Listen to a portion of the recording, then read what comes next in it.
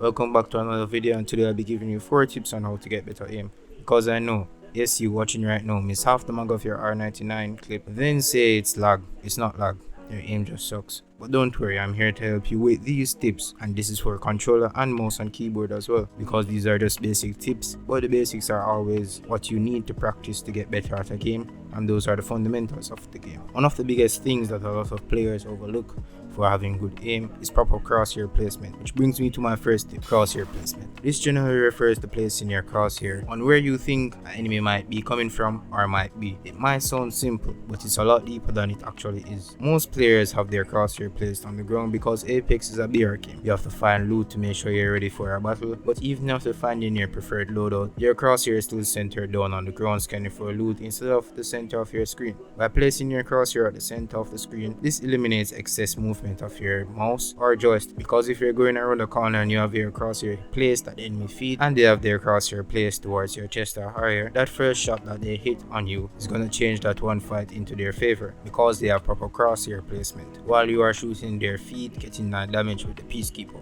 Yes, it happens to all of us. And they are getting full-on headshots on you. Proper crosshair placement can lead to you winning more of your fights. With shotguns, you would want to place your crosshair in more of the center of their chest, since that shotguns do damage based on how many pellets actually hit the enemy. For guns with high recoil patterns like the R99, you would also want to place it at their chest, since that the recoil will eventually shift to their head and then you would have to pull back down. You would want to aim for their head with guns like these because you would miss most of your shots. But with a low recoil gun like the R301, it would be better to go for a headshot, seeing that the recoil is more controllable than the others. But keep in mind, this is for close range, since that you have the freedom to pick and choose for where you are going to aim. For long range fights, you're going to want to aim at the center, since that most of us aren't going to hit consecutive headshots from long range. Also, instead of looking all over the place, just keep your crosshair centered in one position in these long range fights, especially from where you think danger will most likely be, instead of moving all over the place. If you can focus on taking the information with your full field of view and also focus on placing your crosshair in the correct position, you can get yourself ready for a potential fight and win more of. The second tip is micro adjusting. Micro adjusting is where you use the left stick or whatever you have your left and right keybinds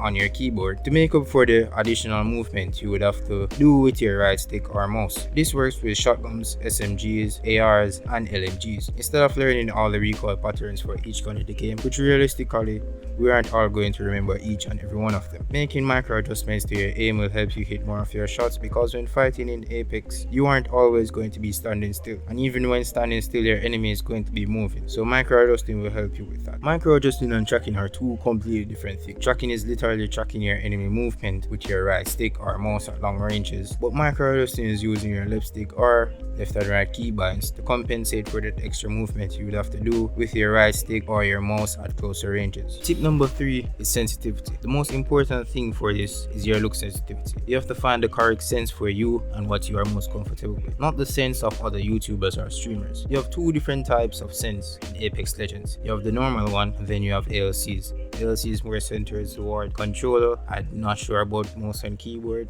sorry about that, but for controller players, ALC is the way. I made 2 complete videos on this, one being an in-depth guide on how to find your own ALCs, and the second one being an overall in-depth guide on settings that you need to use in Apex to get better, because playing on default sensitivity will have you playing like a potato. I'll leave the link to the video in the description below and a title card. The fourth and final tip is practice. Practice makes perfect, and if you want to polish your skills in anything you do in life, you're going to need to practice it.